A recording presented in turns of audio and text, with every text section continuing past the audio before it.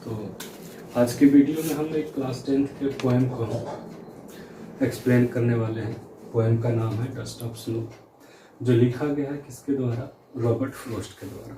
मतलब इसके पोएट है रॉबर्ट फ्रॉस्ट। ठीक है, तो रॉबर्ट फ्रॉस्ट जो थे वो एक अमेरिकन पोएट थे और उनका जो जन्म है वो कैलिफोर्निया में हुआ था, सैन फ्रांसिस्को में। ठीक है, और इनके पिताजी जो थे वो जर्नलिस्ट थे। तो ये एक अमेरिकन पोएट थे और कैलिफोर्निया में इसका जन्म हुआ था। अगर हम कहें कि रॉबर्ट फ्रॉस्ट की जो कुछ कविताएं हैं वो नेचर से रिलेटेड हैं। ठीक है, तो इसको हम नेचर लविंग पोएट तो बोल नहीं सकते, क्योंकि 4-5 कविता को छोड़कर बाकी सारी जो कविताएं हैं वो नेचर से नहीं बल्कि इंसानियत के ऊपर लिखी गई है कि इंसानियत मतलब क्या ही करना चाहिए इंसानों को और हम लोग किस रास्ते पर जा रहे हैं। तो फिलहाल इस पोएम को हम डिस्क्राइब करते हैं। इस पोएम का नाम है डस्ट ऑफ स्नो। तो इसके हम कुछ इंपॉर्टेंट वर्ड्स इधर लिखे हुए हैं, तो आप देख लो। जैसे मैं बता देता हूँ, पहला वर्ड है डस्ट। तो डस्ट से आप सभी परिचित हैं, डस्ट हम सभी के आसपास है। तो डस्ट मीन्स एक्चुअली धूल होता है। तो धूल किस तरह का होता है? ठीक है, तो इसको हम चूर्ण भी बोल सकते हैं, गुब्बार भी बोल सकते हैं, चूरा भी बोल सकते हैं। तो सिर्फ डस्ट मतलब धूल, लेकिन डस्ट ऑफ स्नो, तो स्नो मीन्स बर्फ। तो बर्फ का धूल, अभी बर्फ का धूल कैसा होगा? तो बर्फ का चूरा कह सकते हो, या फिर बर्फ का गुब्बार नहीं, बर्फ का चूर्ण कह देंगे, या फिर बर्फ की धूल कह देंगे। धूल मतलब, अब ये डस्ट होता क्या? डस्ट ऑफ स्नो क्या? तो ये डस्ट ऑफ स्नो कहने का मतलब है कि बर्फ के छोटे छोटे टुकड़े। कैसे छोटे टुकड़े? वो किसी ज्यामितीय आकार के नहीं होंगे, इतने छोटे, मतलब बिल्कुल जैसे आटा होता है मेरा, या फिर उसको जब हम कूद के इस तरह से कर दें, ठीक है, लेकिन वो संपीड़ के गिरने के बाद टूट जाएंगे। तो बर्फ के बहुत छोटे छोटे टुकड़ों को हम बोलते हैं डस्ट ऑफ स्नो। फिलहाल अगला वर्ड है पोएम से हम लिखे हुए हैं सुख। सुख मतलब एक्चुअली में होता है हाथ मिलाना। ठीक है, लेकिन इस पोएम में सुख का मतलब हाथ मिलाना होगा नहीं। एक और होता है विलियन तैयार करना, लेकिन यह भी नहीं होगा। तो वर्ड है यहाँ पर सुक डाउन ऑन मी। ठीक है, सुक डाउन अगर दोनों को मिलाकर देखें तो सुक डाउन का मतलब होता है नीचे हिलाकर गिरा देना। मतलब कोई भी चीज ऊपर से नीचे गिराना किसी भी तरीके से, हमारी एक्टिविटी से या फिर कैसे भी, तो उसको बोलते हैं सुक डाउन। अगला वर्ड है एक हेमलॉक। तो ये एक ट्री का नाम है। हेमलॉक एक विषैला पौधा होता है। फिर गिव मतलब आप सब जानते होंगे, देना प्रदान करना लिखे। हार्ट मीन्स आप सब जानते होंगे दिल या फिर हृदय होता है। चेंज मीन्स बदलना, परिवर्तन करना या फिर बदलाव लाना होता है। अगला वर्ड लिखे है मूड। मूड मीन्स रंग, मन स्थिति और मनोदशा, मतलब हमारी स्थिति कैसी, हमारा सोचने का जो तरीका है वो कैसा हो सकता है। हम उदास हो सकता है हम खुशी रूप में सोच रहे हो। अगला वर्ड है सेव्ड मीन्स बचाया। एक्चुअली ये सेव का भी ट्रू रूप है। सेव मीन्स होता है बचाना, सुरक्षित करना। अगला वर्ड है पार्ट और नेक्स्ट वर्ड है रूट, और ये लास्ट वर्ड है। तो ये सब तो कुछ खास वर्ड है नहीं। पार्ट मीन्स अंश कह सकते हो, हिस्सा कह सकते हो, और रूट मीन्स पछताना, शोक करना, अफसोस करना। तो ये सब कुछ इंपॉर्टेंट वर्ड्स थे इस पोएम से, तो आप लिख के याद कर सकते हो। अब हम आते हैं पोएम पर, लाइन बाय लाइन आपको हम बताते चलते हैं, उसके बाद एक ब्रीफ समरी भी देंगे बाद में। तो पहले हम आते हैं, तो पोएम है डस्ट ऑफ स्नो, उसके राइटर है रॉबर्ट फ्रॉस्ट। ठीक है, तो रॉबर्ट फ्रॉस्ट ने फर्स्ट स्टेंजा, 2 स्टेंजा का पोएम है। ये बहुत ही छोटा पोएम, 8 लाइन का। और ये छोटे पोएम में ये जो पोएट है उन्होंने बहुत कुछ गहरी बातें हमारे सामने रखी है। तो क्या रखी है, पढ़ते हैं, जरा सा देखते हैं। तो फर्स्ट स्टेंजा में the way A grow, the way, the लगता है किसी भी खास चीज के आगे। तो वे मीन्स हम लोग सभी जानते हैं, वे मीन्स रास्ता होता है। तो द वे क्यों लगाया? मतलब किसी रास्ते को खास बता रहा है कवि। तो खास मतलब क्या? किसी खास रास्ते से कभी जा रहे होंगे तो उस रास्ते की बात कर रहे हैं कवि। तो कहता है द वे, उस रास्ते या फिर वह रास्ता। एक क्रो, अब एक क्रो क्या? क्रो मतलब कौवा होता है, कुआ होता है। तो उस रास्ते पर एक कोयल है। ठीक है, उस रास्ते पर एक कोयल है। कौन सा रास्ता? जिस पर कवि जा रहा था। सुक डाउन ऑन मी, यहाँ से या तो पूरा पड़ता है। सुक डाउन ऑन मी, सुक डाउन मतलब हिलाकर नीचे गिरा देना। ऑन मतलब पर होता है, मी मतलब मेरे ऊपर। तो कहता है रास्ते पर एक कोयल ने मेरे ऊपर गिरा दिया। क्या गिरा दिया? The dust of snow from a hemlock tree. तो कहता है जिस रास्ते से कवि जा रहा था उस रास्ते पर एक कोए ने कवि के ऊपर गिरा दिया। क्या गिरा दिया? Dust of snow. तो बर्फ की धूल को गिरा दिया। कहाँ से गिराया? From a hemlock tree. तो अब ये 4 लाइन में कवि कहता है कि कवि किसी रास्ते से जा रहा था तो उस रास्ते पर क्या हुआ कि किसी कोए ने उनके ऊपर कुछ बर्फ के धूल को गिरा दिया। और कहाँ से गिराया? हेमलॉक ट्री से गिराया। अब यहाँ हम 2 चीज पर ध्यान देंगे। ये एक क्रो है और ये एक हेमलॉक है। ये दोनों ही जो है ये एक ऐसा पक्षी है जिसे हम अच्छा नहीं मानते। ये इसका कलर भी ब्लैक होता है और इसकी जो आवाज़ होती है वो भी बहुत ज़्यादा मधुर नहीं होती। उसकी वाणी हमें उतनी ज़्यादा पसंद नहीं होती। और ये हेमलॉक जो है वो हम पहले कह चुके एक विषैला पौधा होता है। तो कवि ने इन दोनों को ही इसमें क्यों लिया? अच्छा, फिलहाल अगला स्टेंजा हम पढ़ लेते हैं, फिर से देखेंगे। अब यहाँ से कवि कहता कि जिस रास्ते से मैं जा रहा था उस रास्ते पर एक कोए ने मेरे ऊपर एक हेमलॉक ट्री के ऊपर से बर्फ के धूल को या फिर बर्फ के गुबार को कह लो, बर्फ का चूरा जो है या फिर डस्ट ऑफ स्नो को कवि के ऊपर गिराया। अब सेकेंड ऑफ स्टेंजा क्या कहता है कवि इनको? कवि कहते हैं क्या कि ये जो इंसिडेंट कवि के साथ हुआ, ये जो काम कवि के सामने हुआ, कवि के ऊपर बर्फ का गिरना, उसके बाद क्या हुआ कि इस इंसिडेंट्स ने, इस एक्ट ने हैज गिवन माई हार्ट, उसने मेरे हृदय को प्रदान किया। हैज गिवन मतलब देना होता है, ठीक है। गिवन लिखे हैं, नहीं लिखे हैं तो गिव लिखे हैं, गिव मतलब देना। तो हैज गिवन माई हार्ट, उसने मेरे हृदय को प्रदान किया। क्या प्रदान किया? ए चेंज ऑफ मूड। उसने अब कवि को प्रदान किया। क्या प्रदान किया? ए चेंज ऑफ मूड। मूड मतलब मनोस्थिति, मनोदशा। हमारी मनोदशा, जैसे अगर हम उदास हैं तो उदास बदल गया, उदासी बदल गई हमारी। उदासी किस में बदलेगी? खुशी में। और अगर खुशी है तो मे भी खुशी से कभी कभी हम उदास भी हो सकते हैं। लेकिन यहाँ कवि का पता नहीं अब वो उदास थे या कवि। अगले लाइन पढ़ के देखते हैं। And saved some part of a day I had rued. तो पूरा अपनी एक साथ पढ़ते हैं। Has given my heart a change of mood and saved some part of a day I had rued. तो कवि कहते हैं कि ये जो एक्ट उनके साथ हुआ, उनके सामने हुआ, उस एक्ट ने कवि को प्रदान किया, उनके मूड को बदल दिया। अब किसने बदल दिया? तो जो डस्ट ऑफ स्नो कवि के ऊपर गिरा था उसने उनके मूड को बदल दिया, उनके हृदय को बदल दिया। और एंड सेव्ड सम पार्ट, और कुछ भाग को बचा लिया, कुछ अंश को बचा लिया। ऑफ ए डे, किसका? ए डे का, एक दिन का कुछ भाग या फिर कुछ अंश को कवि ने बचा लिया। जिसे क्या कर दिया था कवि ने? आई हैड यूड। तो कवि ने क्या किया था? जिसे पछतावे में, अफसोस में कवि बिताए जा रहे थे उस दिन का कुछ भाग को इस एक्ट ने बचा लिया और कवि का मूड जो है वो बदल गया।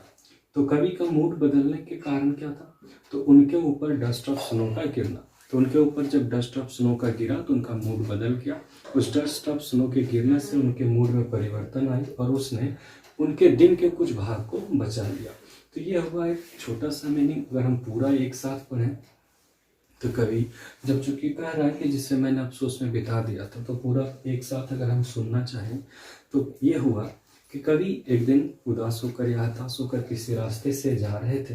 तो कवि के ऊपर एक कौवे ने उस रास्ते पर एक हेमलॉक ट्री के ऊपर से कुछ डस्ट ऑफ स्नो गिरा दिए कवि के ऊपर। और उस डस्ट ऑफ स्नो, चूंकि स्नो ठंडा होता है, तो ठंडा जो स्नो है उसने कवि के हृदय को चेंज कर दिया और उसने कवि के मूड को बदल दिया, जिसके कारण कवि ने अपने दिन का कुछ हिस्सा को, कुछ भाग को बचा लिया। बचा लिया कहने का मतलब कि बाकी बचे हुए दिन को वो अफसोस में बिताता, लेकिन अब वो उसका अफसोस खत्म हो चुका था। तो अब इस पोएम का मैं आपको एक ब्रीफ समरी बता देता हूँ, ठीक है, जिससे आपको समझने में आसानी हो। तो ये जो कविता ये लिखा गया रॉबर्ट फ्रोस्ट द्वारा, छोटी कविता है लेकिन इसका मीनिंग बहुत बड़ा है। तो लाइन से स्टार्ट करेंगे कि the poem Dust of Snow is a simple and short poem of Robert Frost. The poem has a deeper and larger meaning. तो ये हो गया हमारा स्टार्टिंग लाइन, जिसमें हमने बता दिया कि ये जो रॉबर्ट फ्रोस्ट द्वारा लिखी गई कविता ये एक छोटी कविता है लेकिन इसका मीनिंग जो है बहुत ही विशाल है। तो in the present poem the poet accidentally experiences dust of snow on his own body. तो कवि क्या करते हैं? अपने शरीर के ऊपर डस्ट ऑफ स्नो एक्सपीरियंस करते हैं। After it the poet's mood changed and he saved some part और time of a day that he had read. तो कहता है क्या, जब उन्होंने बर्फ को अपने ऊपर एक्सपीरियंस किया तो उनका मूड जो है चेंज हो गया और कि एक दिन का जो कुछ हिस्सा वो उन्होंने बचा लिया। अंतिम लाइन से ऐसे लिखेंगे कि the poet gives us the message that how an act can brighten one's day और लाइफ, कि किस प्रकार से कोई भी व्यक्ति का जीवन जो है, कोई भी व्यक्ति का दिन जो है वो ठीक हो सकता है प्रकृति के किसी एक कार्य से। तो ठीक है, ये हो गया समरी हमारा, हम नोट कर लेंगे इसको। तो समरी कंप्लीट हो गया। अब मैं इससे कुछ आपको एमसीक्यू क्वेश्चंस बता देता हूँ, ठीक है। तो मैंने लिख कर रखा, आप नोट कर लेना।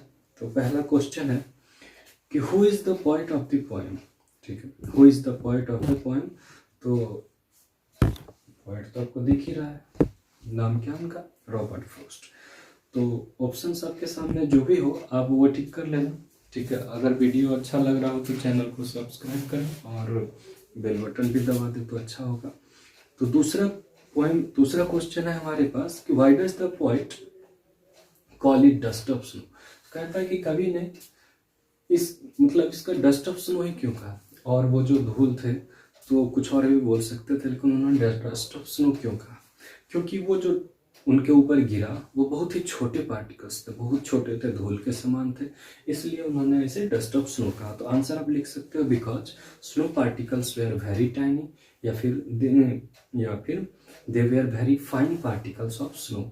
ये हो गया आंसर आपका। तो तीसरा क्वेश्चन हम आपको बताते हैं, मल्टीपल चॉइस या फिर VSA में आपसे ये पूछा जा सकता है। तीसरा क्वेश्चन है मेरे पास कि what is the rhyme scheme of the poem. अब राइम स्कीम यहाँ से ढूंढ लेते हैं। तो राइम स्कीम कैसे ढूंढते हैं किसी भी पोएम का। तो अब लास्ट वर्ड देखो क्या लिखा हुआ है, क्रो। तो लास्ट में हमको OW मिल जाता है, इसमें तो है नहीं, और ये थर्ड लाइन में हमको मिल जाता है स्नो। तो अगर OW को हम A लें तो यहाँ पर हमको वापस से A मिलता है, और ये सेकेंड लाइन ले तो लास्ट लेटर मेरा E मिलता है और इसमें भी E मिलता है। तो इसको B ले तो ये भी। तो इस तरह से फर्स्ट स्टेंजा का राइम स्कीम हुआ, फर्स्ट में AB और फिर से AB, तो इसको AB ऐसे करके लिखेंगे। ये हुआ फर्स्ट स्टेंजा का राइम स्कीम। सेकेंड का, अब देखो ये हर्ट है, ये पार्ट है, ये इसमें भी RT दिख रहा है, इसमें भी RT दिख रहा है, तो इससे किसी से नहीं मिलता, जिसको आपको C मानना होगा, क्योंकि A के लिए OW हम लिए हैं, B के लिए E लिए हैं।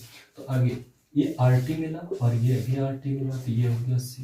अब ये लास्ट में D और इसमें भी लास्ट में D, तो इसको हम D मान नहीं लेते हैं। तो इस तरह से इसका राइम स्कीम होगा CD और वापस से CD। तो राइम स्कीम ये हो गया, इसका क्या हो गया, AB और CD। तो इस तरह से डस्ट ऑफ स्नो का राइम स्कीम हो गया AB और CD। चलिए तीसरा क्वेश्चन कंप्लीट हुआ। चौथा क्वेश्चन पढ़ते हैं, what does dust of snow represent. तो कहता है ये जो डस्ट ऑफ स्नो है ये क्या रिप्रेजेंट करता है। तो आपको पता है कि इस डस्ट ऑफ स्नो के ही कारण ये जो पोएट थे उनका जो दिन है वो उन्होंने अफसोस में बिता रहे थे वो, तो जिसको उन्होंने ठीक कर दिया, उनके मूड को परिवर्तित कर दिया। अब ये स्नो क्या है, तो प्रकृति की निशानी है, प्रकृति का चीज है।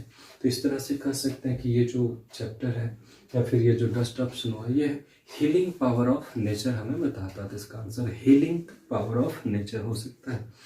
अगला क्वेश्चन हम आपको बताते हैं, जैसे क्वेश्चन है the crow and hemlock tree symbolise. मतलब ये जो क्रो है और ये हेमलॉक ट्री है ये क्या सिंबलाइज करते हैं, ठीक है। तो हेमलॉक और क्रो ये दोनों ही सौरों को प्रदर्शित करते हैं, सौरों, SORROW, ये सौरों को प्रदर्शित करते हैं। साथ ही एक क्वेश्चन और इससे पूछा जा सकता है क्या, कि पोएट ने किन दो चीजों को एक कैरियर के रूप में यूज किया है, ठीक है। तो उसमें भी क्वेश्चन का आंसर हो जाएगा क्रो और हेमलॉक। तो अगला क्वेश्चन हम पढ़ते हैं कि व्हाट आर दो two negative creatures that Frost used as carriers of positivity. तो यही क्वेश्चन था, उसका आंसर क्रो एंड हेमलॉक। कौन से दो चीजों को कवि ने यूज किया है कैरियर के रूप में जो हमें पॉजिटिविटी ला करके दिए हैं। ये दोनों ही नेगेटिव थॉट के, लेकिन हमें पॉजिटिव फीलिंग दिए आगे। तो अगला क्वेश्चन हम पढ़ते हैं, what is the meaning of root. ये वाला रूट में, तो रूट मतलब जैसे लिखे हम अफसोस करना, शोक करना, पछताना। तो अफसोस करना का हम एक सिंपल जानते हैं रिग्रेट, ठीक है। तो रिग्रेट हो सकता है मीनिंग, और भी आपको इस साइनोनिम से आनो तो अपना ऑप्शंस देख के आप टिक कर लीजिएगा। अगला क्वेश्चन हम पढ़ते हैं, what uplifted his mood. His mood means poets mood. तो व्हाट अपलिफ्टेड या फिर what changed the poet's mood. किसने पोएट के मूड को बदल दिया? तो मूड को किसने बदल दिया था? The dust of snow. तो answer the dust of snow हो जाएगा। अब अगला एक क्वेश्चन है मेरे पास, name the poetic device used in the line and saved some part. And saved some part, ये वाला और एक और लाइन में आपको नोट करा देता हूँ, ये वाला और ये वाला, हैज गिवन माई हार्ट, क्या है इसका मीनिंग? जिसने मुझे प्रदान किया, जिसने मेरे हृदय को प्रदान किया। और इसका meaning and saved some part, तो दोनों क्या ही मतलब है? दोनों का ही नहीं, इसका मतलब है जिसने मुझे प्रदान किया और इसका मतलब है जिसने मेरे कुछ पार्ट को, जिन्हें मेरे डे के कुछ भाग को बचा लिया। तो इन दोनों में ही कौन सा पोएटिक डिवाइस यूज किया गया है? कौन सा पोएटिक डिवाइस पोएट ने यूज किया? पोएटिक डिवाइस मतलब किस काव्य शैली की, किस सोच का, मतलब उन्होंने किस क्या सोच करके मतलब ये इस तरह के लाइंस को लिखा? तो इसका आंसर है एलिट्रेशन। तो ठीक है, अभी एमसीक्यू हो गया इतना, एमसीक्यू और भैया से शॉर्ट क्वेश्चन भी आप इसको बोल सकते हो। तो अगर यदि वीडियो अच्छा लगा हो तो नीचे कमेंट बॉक्स में करें कि अगला वीडियो आपको किस पर चाहिए। और अगर यदि इसका और एमसीक्यू तो मैंने ऐसे ही बोल दिया, अब अगर इतना लिखते रहता तो टाइम ज़्यादा लग जाता। अगर आपको क्वेश्चंस की अलग से वीडियो चाहिए या फिर शॉर्ट वीडियो चाहिए जिसका शॉर्ट क्वेश्चंस रहता है, ठीक है, कि what is dust of snow, और 2-3 लाइनर जैसे रहता है 2-3 मार्क्स में क्वेश्चन, 2 मार्क्स में जो सब क्वेश्चन रहता है, अगर उसका आंसर चाहिए तो नीचे कमेंट बॉक्स में बताइए, हम उनको क्वेश्चन आंसर की वीडियो भी प्रोवाइड कर देंगे। चैनल को सब्सक्राइब कीजिए